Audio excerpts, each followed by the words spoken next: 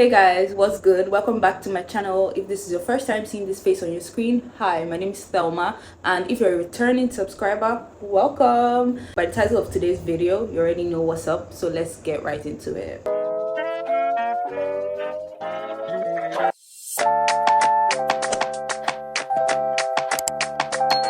You already know we're going to be talking about a couple of ways to navigate entrepreneurship, being a business owner. What's a business owner about? Being an entrepreneur, a CEO, not doing the whole 9 to 5.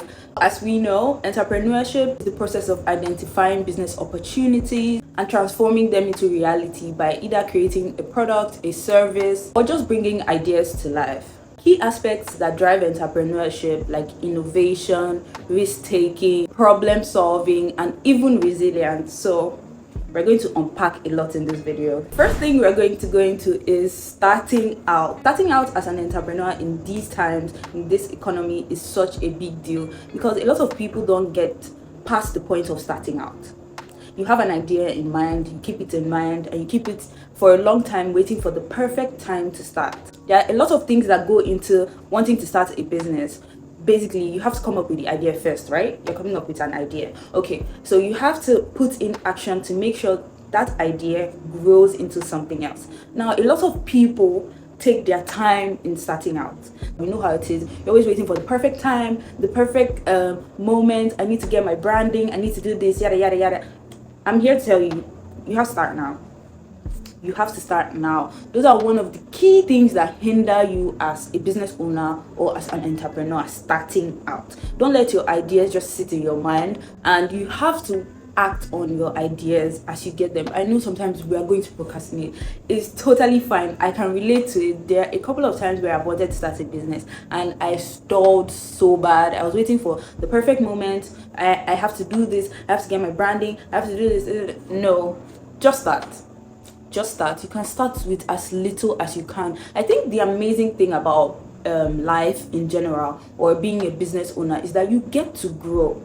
You get to grow. There's no such thing as perfection. There's no such thing as perfection. All you get is progress. Each day you make progress. You make slow and steady progress. Every time you put your idea out there, every time you invest into your business in one way or the other, make sure you don't stall yourself when starting out. Don't let your ideas sit for too long. And as I'm saying this, I'm also speaking to myself, because sometimes, guys, it's such a hassle, like bringing your ideas from your mind to life, from planning, coming up with a concept, to executing those ideas. It's such a hassle, and trust me, everybody goes through this, but you just have to push through. Especially if it's something you believe in, something that you feel like it's going to come and make a change. You should not sit on your ideas, because fortune favors the brave, baby, and you are meant to be brave. You never know which business is going to elevate you to the next level. You never know that idea that's going to change your life. So instead of keeping everything in your head, why not just start now? So don't stall, start now. So next up is time and season. Now this is a topic that is very dear to me. When it comes to time and season, I'm a huge believer in time and season, because you never know. Now when we talk about business, a couple of people that stay in business for a long time. You can get those that have one business and they're fighting for that business for the next 5 to 7 years, 10 years. They're waiting for the day that business would elevate into, of course, we want our businesses to grow. Everyone doesn't want to remain at point A, and we all know it's a gradual process. One thing we should not do is compare our time and season to someone else's time and season, because baby, trust me, someone else doing this at this time doesn't mean you're not going to do it at your own time, or you're not going to do something different. You might even do a more amazing idea. You might even come up with something amazing. And when we say time and season as a business owner, let me give you a quick example. There are times where your business would pick up. There's a certain season where your business would pick up. Like for some people, it's December, it's from September, the October, all those ember months. Yeah, there are businesses that pick up those seasons. Those are their very peak seasons. And for some, it's January, it's February, it's the holiday season. So that basically explains time and season when it comes to business. Because if your peak moments are a certain time period where you get a lot of customers buying, a lot of people engaging in your business, there are going to be times where your business is totally not going as you want it.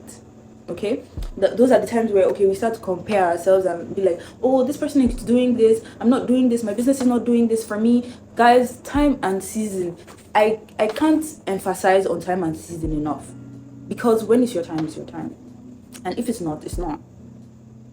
You can only keep working towards progress. That's the best you can do for yourself and your business. Work towards progress. Understand the seasons in your business.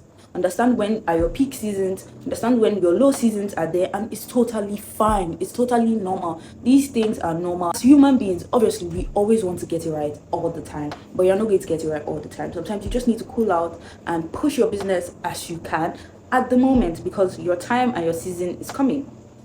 Every time and every season, as the Bible says, there's a time for planting, there's a time for harvesting.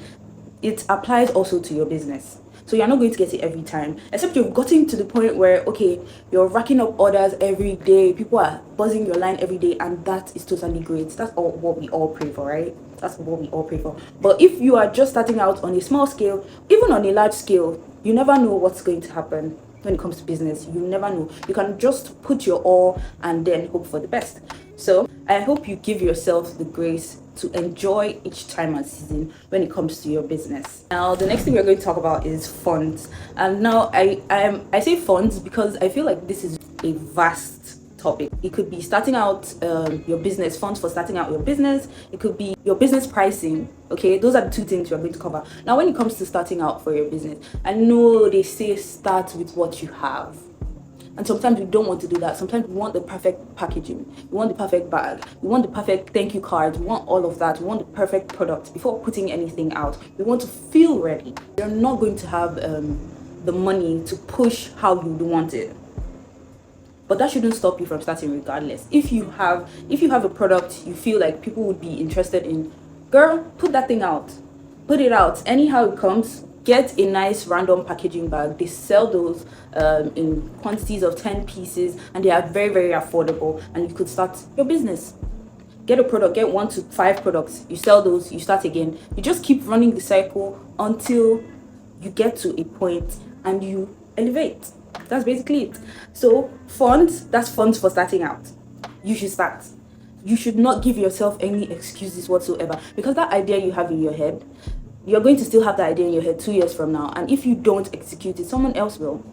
Even if they don't do it like you, even if they don't have your vision, even if you're going to do it better than them, the difference between you and them is they started, you didn't start. You're still waiting on the perfect packaging bag. You're still waiting on your money to come. But when you could put little things together and get it started for yourself. So choose progress over perfection each time. Choose progress over perfection. Those little drops of water make a mighty ocean, and one day your ocean is going to overflow. When we talk about funds, the next thing under that for me is pricing, product pricing. Especially if you offer a product-based business. If you offer a product-based business, service-based business, you have to price yourself, you have to pay yourself, you have to cover the cost that comes with running a business.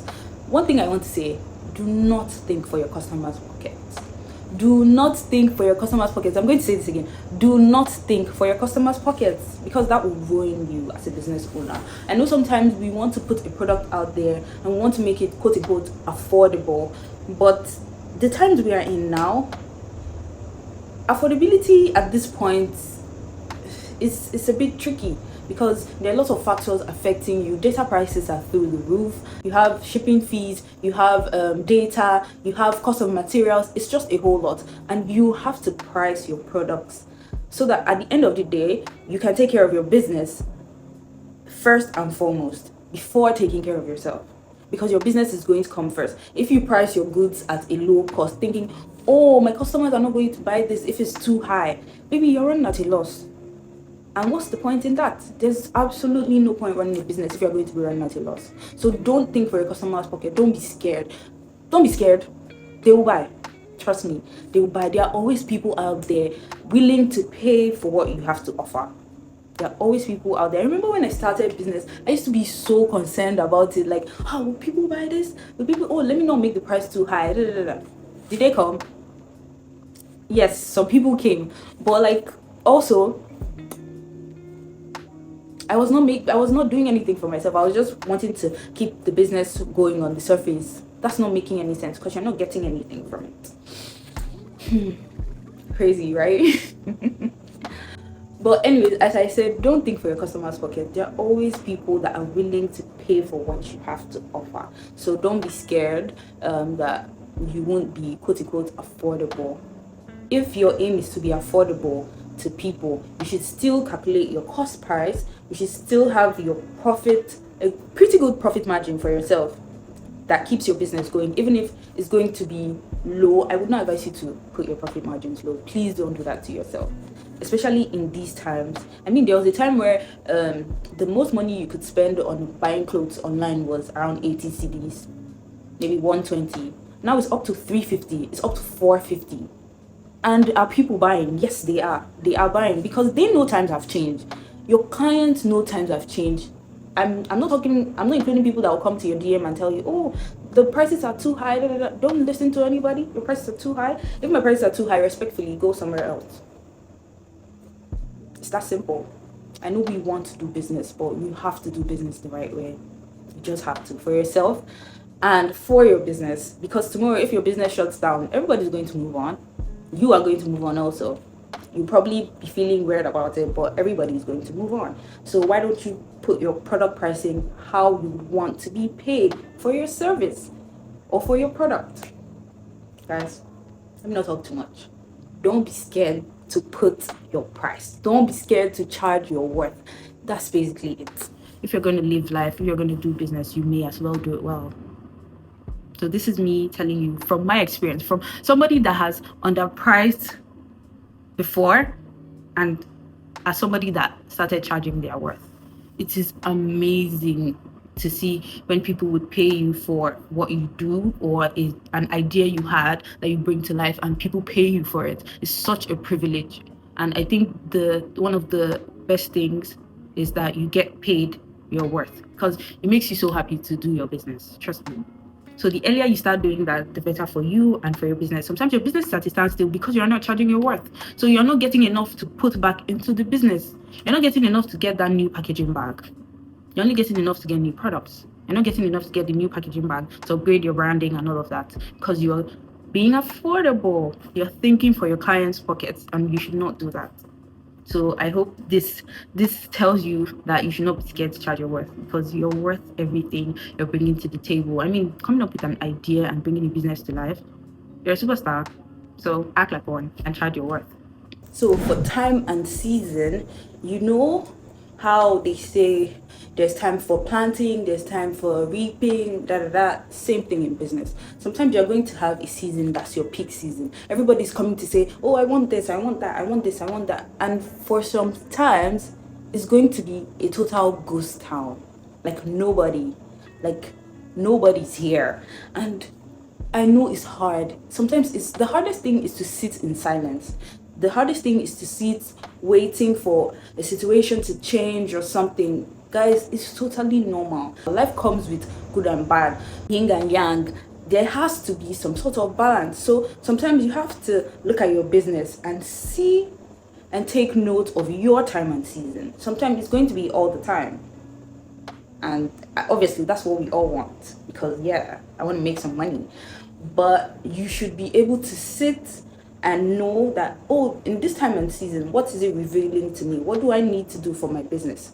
Do I need to switch things up to get people to come? Do I need to do bundled deals so that people will be interested? Do I need to also look at the people coming to make inquiries for your business? What are they asking about? What do they not know? What is your business known for? What is your, as they say, it's USP, your unique selling point in business? What do people know you for?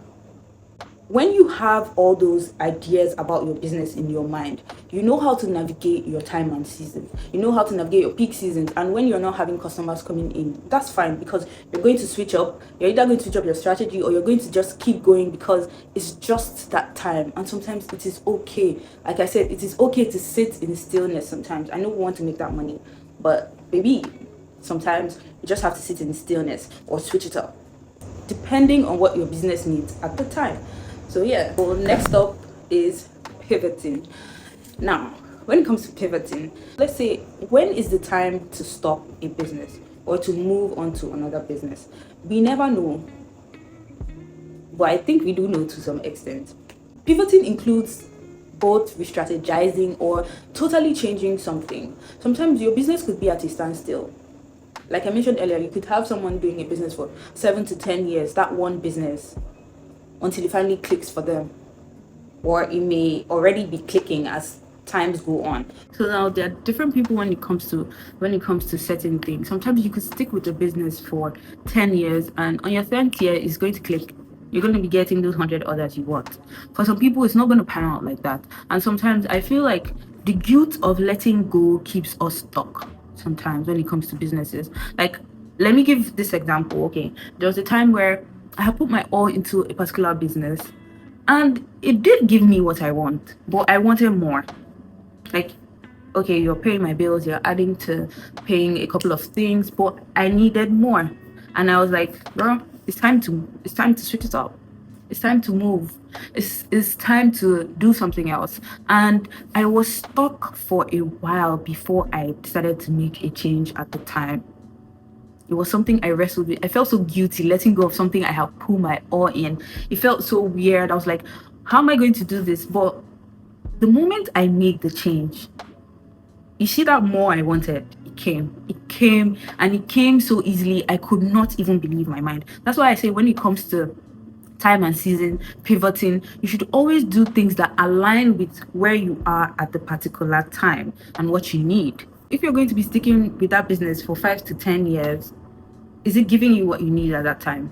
Why are you also doing it? I know sometimes it's okay with just, I'm building a legacy, I'm building something for myself, so I just keep going because one day it's going to click for me. I believe that. That's totally fine. But then there are also times where you need to live in the moment. You need to go. You need something that's giving you money here, giving you money there, giving you money there. So you could go into a couple of random businesses. It doesn't have to be long term. Nobody said anything that everything has to be long term. No.